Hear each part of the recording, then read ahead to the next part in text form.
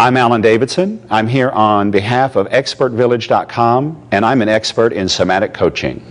I had a friend who is a psychiatrist, spent many, many years working and transforming his life, and many years on the couch as a psychoanalyst. But when he started doing Rolfing, very deep tissue, structural massage work, which we would put in the physical quotient of intelligence here, it affects posture very much, he began to have sensations of being tied up and memories of ropes.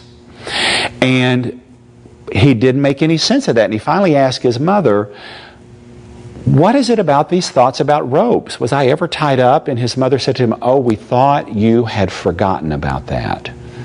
And when he was 5 years old, he was actually kidnapped and tied up and held in a small cellar. And he completely blocked that out. But at a subconscious level, those memories and those patterns were still affecting how he moved through the world. And psychoanalysis and psychotherapy had not even touched those memories. It wasn't until he began to work through his body at the sensational level of muscles and connective tissues that those beliefs and those memories even came to the surface.